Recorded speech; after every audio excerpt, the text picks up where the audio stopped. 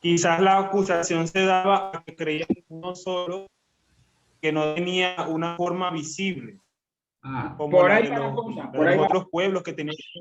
Exacto. Y además, por otro detallito, nosotros hoy vivimos en una sociedad que también es tolerante a la religión y nos deja que creamos en el Dios que nos dé la gana, ¿sí? Pero a diferencia de una sociedad antigua, ¿qué ocurre con nosotros, sí? Nosotros vivimos en un mundo en el cual, por así decir, nuestra sociedad no tiene un Dios que sea el Dios de su sociedad, ¿sí? Aquí tengo que hablar con un poco de cuidado para no decir tonterías. Si yo ahora vengo a Venezuela y conozco Venezuela y hablo y hago encuestas y me informo, ¿qué me voy a encontrar? Que en Venezuela, pues todo el mundo prácticamente es creyente en Dios. ¿En qué Dios? En el Dios cristiano y se acabó, ¿sí? En este sentido, pero mucho cuidado.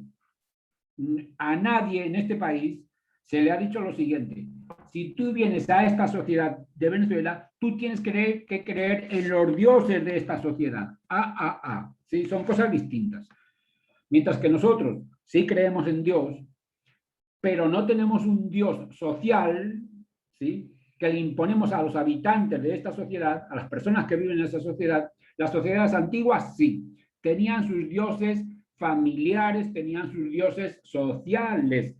Y cuando una persona o un grupo de personas no admitían a ese tipo de dioses de la sociedad, el resto de la sociedad que les decía: tú estás loco, tú no puedes estar en esta sociedad, no puedes estar en esta sociedad, no puedes, más nada. Ahí hay un detalle interesante, ¿sí? Ok, entonces, por eso los acusaban de ateos. ¿Cómo es posible que si yo creo en Dios, tú me acuses de ateo? ¿Sí? Tiene su explicación, claro que la tiene, pero esta no era la única acusación que les tiraban. Además, otra acusación que les tiraban era la siguiente. Como ustedes saben, los cristianos primeros no tenían, como tenemos hoy, que si la capilla tal, que si la basílica cual, que si el templo de la parroquia tal. No, eso no era así para nada. Se juntaban en sus casas y sabemos muy bien que desde el principio celebraban la cena del Señor, que no se llamaba la misa, para nada. Se llamaba, y se tendría que llamar así, la cena del Señor. Pues bien, resulta que, como ustedes saben muy bien, perdón, ya saben La que es la fracción del pan, Señor, déjame ver el chat. la A ver qué fracción pan. tiene el chat. Ajá. Graben la clase. Epa, están diciendo que graben la clase. Pero ya me dijo Almeida que se está grabando, profe. Se está grabando, Sí, sí, tranquilo. porque este se graba automáticamente porque es es un link de nosotros. Pimentel, tranquilo, que se está grabando automáticamente. Los del ITER lo tienen todo controlado, no te preocupes. Entonces, la fracción del pan, sí señor, lo hacían por las casas. Y cuando les preguntaban los demás, ¿y qué es eso de la fracción del pan? Pues en pocas palabras les explicaban que es la Eucaristía, comer el cuerpo y la sangre de Cristo. Atención aquí, porque los otros días, pero un momentico. Tú me estás diciendo a mí que un tipo que se murió, que se llama Jesucristo, que se murió, resucitó y se fue al cielo, cosa bastante loca ya, ¿sí? Ahora le metes otra locura. ¿Cuál locura? Que cuando ustedes se reúnen, él se hace presente en un pan y en un vino y ustedes se lo comen. Pero ustedes, si es verdad lo que están diciendo, se están comiendo a un ser humano, porque ese señor fue un ser humano. Entonces, ¿cómo se les llama? Santiago Córdoba, ¿me estás escuchando? Santiago. Albert Cole, ¿me escuchas? Sí, profesor, lo escucho. Te pregunto, ¿cómo se le llama a las personas que comen seres humanos? Caníbales. Sí, señor, caníbales. Antropófagos, antropos, hombre, fagos, que come, antropofagia. Y los acusaban a los cristianos, ¿de qué los acusaban? Primero de ateos, segundo de antropófagos, de caníbales. ¿Sí? Imagínate tú qué vaina tan loca. Si ya era loco lo que ellos predicaban, las acusaciones que les tiraban, bueno, pues seguían en la misma loquera. Total, que los cristianos se tuvieron que defender. Otra razón de más para que aparezcan esos señores llamados los apologistas. Bien, y ya para terminar este tema del apologismo, atención, les voy a mandar en el aula M7, les voy a poner una carta que se conserva, lo pongo en el chat. Voy a poner el título, carta Déjame ponerlo con mayúsculas. Carta, mayúsculas. A, D. Ojo, neto. Ahí se lo mandé. Hermana, léame por favor qué mandé en el chat. Carta a Diogneto. Ajá. ¿Había oído alguna vez ese título, hermana Indira, reina del salón? No, profe, nunca. No Pues conozco a óigalo. Diogneto. Ok, pues usted y todos, Josué Galindo, deja de reírte que te estoy viendo, malandro. Indira y todos, ¿sí? Van a recibir una carta. La carta, fíjense, a Diogneto. Ojo, no la escribió Diogneto. No, no, no, no. Se la mandaron a Diogneto y no fue Hipostel. ¿Oyeron? No existía Hipostel. ¿Sí? Pero alguien que no sabemos quién, un anónimo, le escribió una carta a un tal Diogneto y esa carta se ha conservado, es del siglo II. Si ustedes entran en Wikipedia y ponen Diogneto no, se le va a salir ahí todo lo que les dé la gana, ¿sí?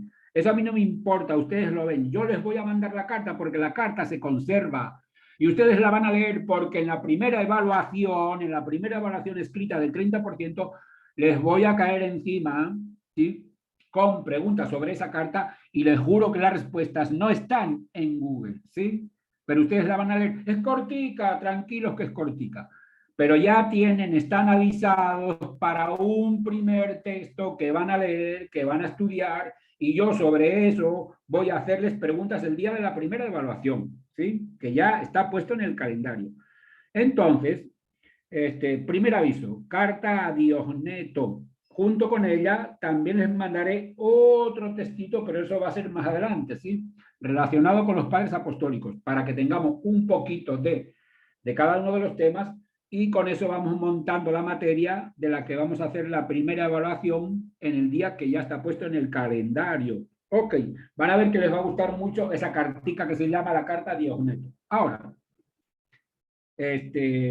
son las 8:40 minutos. Vamos bien, un poquito más y terminamos porque tampoco los quiero cansar. Pero estoy feliz y descansado y ya me voy a apuntar esa reunión por el Twitter y ya va a quedar todo pues chévere. Y no tengo que estar pendiente de tanta vaina. Ok. Los padres apostólicos, de los que antes ya dije algo también, sí son también de ese tiempo, del siglo I, del siglo II. Y el detalle estaba, como dijimos, en que conocieron a los apóstoles. Algunos de ellos, como San Policarpo, fue obispo de Esmirna. Una pregunta para los operarios diocesanos. No, los operarios. Sí, los operarios diocesanos. Abran ese micro, operarios diocesanos. Ah, pero sí es la hermana. Santiago Córdoba, ¿me estás escuchando? Ok, Santiago, abre tu micro, por favor.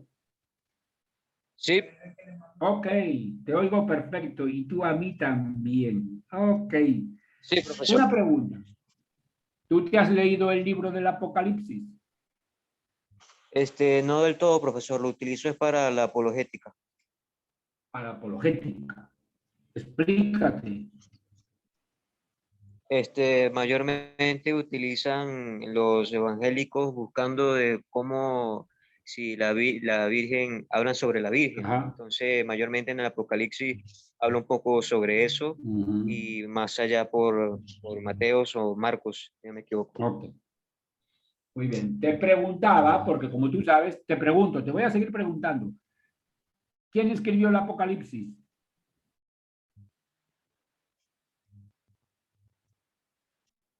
¿Se me está pegando el internet, profesor? ¿Te está pegando el internet? Sí, se me pega porque tengo las dos funciones abiertas, encendidas. Pues despégalo. Josué, abre tu micrófono. ¿De qué te estás riendo, Josué? Zángano, abre tu micrófono. Josué. El libro del Apocalipsis lo escribió San Juan. Sí, señor. Y contesta, epa, mantén abierto tu micrófono. ¿Te suena la palabra, Josué, te suena la ciudad de Esmirna? ¿Te suena la ciudad de Esmirna? Me suena por, ¿cómo es que se llama? El santo que escribió las cartas de Esmirna. San Policarpo. No, por otro más. Que fue discípulo ¿San del Ignacio de apóstol Juan. Antioquía? Esmirna, Josué, En San Antioquía. perdón, en el Apocalipsis de San Juan hay unas cartas escritas a 7 iglesias, ¿sí? De 7 ciudades distintas. Una de esas ciudades donde había cristianos ya que conocían pues al apóstol San Juan les escribe una carta, y una de las ciudades que aparece, a las que dirige una carta a una comunidad de cristianos que había allí, justamente era Esmirna, ¿sí? Y por eso yo andaba preguntándole ahí a tu compañero que si le sonaba eso de Esmirna. Bueno, los padres apostólicos pues son también del mismo tiempo prácticamente que los apologistas, pero suelen ocupar también una posición relevante en una comunidad cristiana, o sea, son o presbíteros en algún momento u obispos también.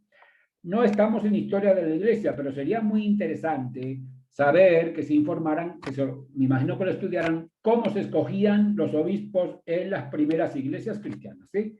En el Inter, por cierto, el día que se pueda ir presencial en la biblioteca, hay libros muy chéveres y hacen resúmenes muy buenos sobre la elección de los obispos. Pues bien, dejemos eso. A nosotros lo que nos interesa ahora es que, por ejemplo, pues tanto San Policarpo como San Ignacio fueron obispos en sus iglesias. San Ignacio fue de Antioquía. Antioquía hay que situarla en lo que hoy es Turquía, ¿sí? Bueno, Turquía, sí, justamente donde ustedes saben, San Pablo, cuando iba de Jerusalén a Damasco, bueno, si nombramos las ciudades, pero si nombramos las regiones, estaba yendo desde Judea hasta Antioquía a perseguir a los cristianos. Pues bien, San Ignacio, ya digo, era obispo de Antioquía, pero San Policarpo era obispo de Esmirna.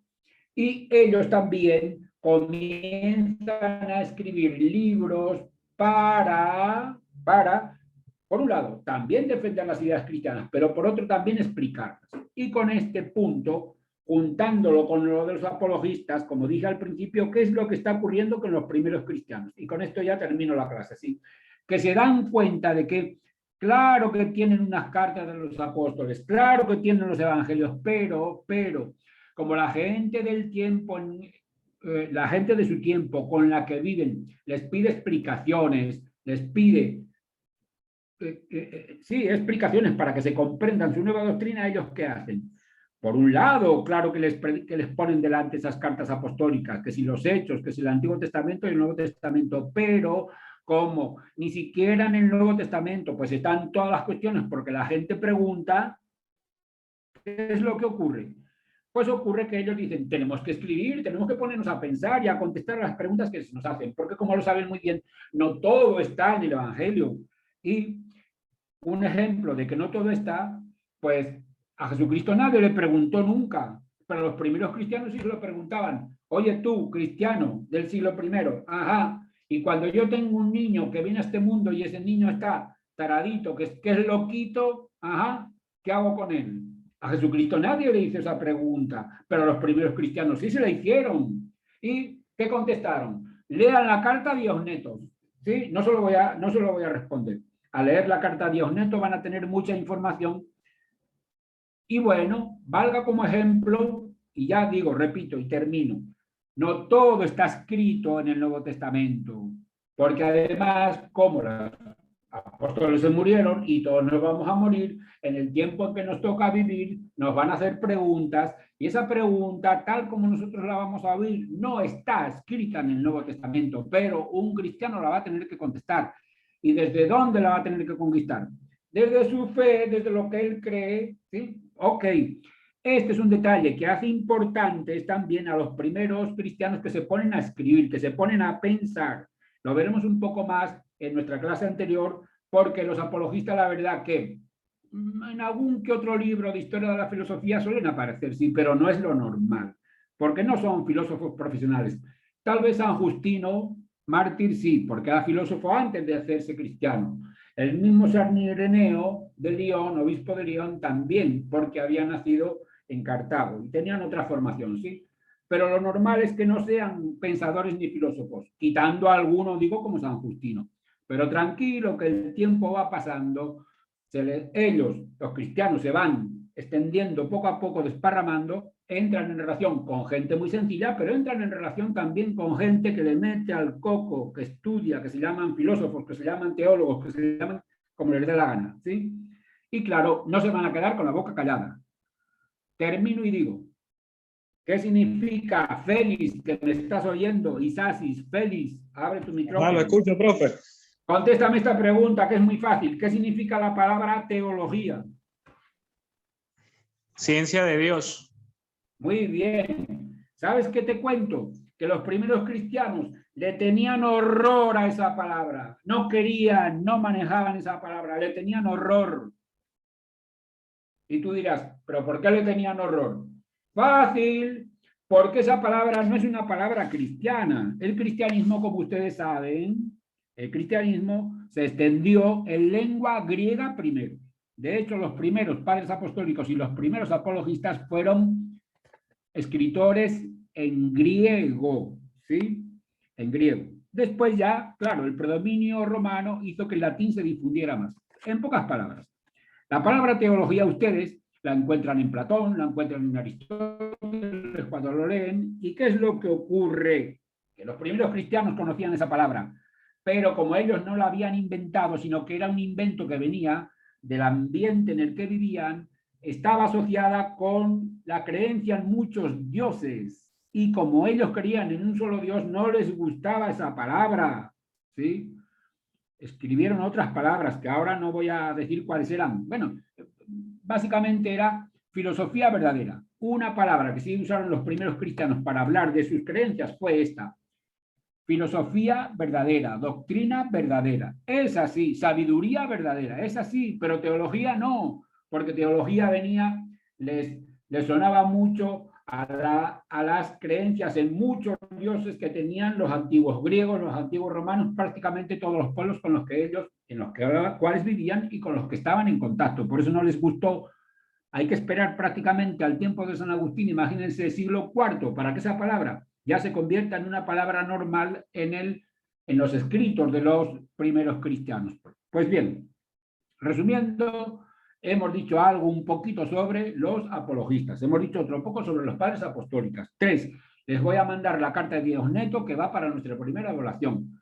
4, enseguida pondré la evaluación primera para el segundo grupo, para el que no la hizo en el primer día. Una semana un grupo, otra semana otro, y todos tendrán el mismo número de tareas, ya saben, cúmplanla enviándola en el tiempo. Yo ya he puesto las respuestas en el aula virtual para que vean qué calificación tienen. Y si creen que van a tener alguna dificultad, pues procuren avisarme por anticipado para estar pilas y que no ocurra lo que en principio, ¿sí? Pues no debe ocurrir o no debe ser normal, que avisemos muy tarde. Por esta vez, por ser la primera vez, ok, se la admití a Galindo, se la voy a admitir a Del Mar, alguna otra que llegó por ahí, pero espero que no se vuelva a repetir. Entonces, ¿hay alguna pregunta, alguna inquietud, alguna duda? Pregunto. Profesor, disculpe, bueno, sobre lo del tema no, pero ya que estamos viendo que estamos terminando, es para decirle que por lo menos este link se puede usar para todas las clases, para que no tenga... Ya me lo copio, sí, gracias. Me copio el link entonces, y también el link, ¿verdad? El ID y el link. Ajá, y además, pues, chévere. Como no hay que preocuparse de la grabación, no hay que preocuparse de que yo los admita, me quito de encima esas cosas y ojalá que todos los profesores del ITER se puedan enterar, porque ya saben que también los profesores tenemos un chat y bueno, pues por ahí contamos nuestras preocupaciones y poco a poco se van solucionando. ¿Algún comentario más? Ok, pues entonces creo que bueno, ha estado un poquito mejor todavía, yo ya sé que soy de lo más imperfecto, pero nos toca vernos pues el próximo miércoles a esta misma hora, un poco más perfectos y pendientes con la tarea que le voy a mandar al grupo que hoy toca. Muchachos, buenos días, a estudiar otras materias, mucho ánimo para adelante y cuídense mucho, vayan donde vayan. Gracias, profe. Igualmente, profe. Gracias, feliz día para Gracias, todos. profe. Igual, que Tengan estén buen muy día. bien. Adiós. Saludos a todos los muchachos. Que tenga buen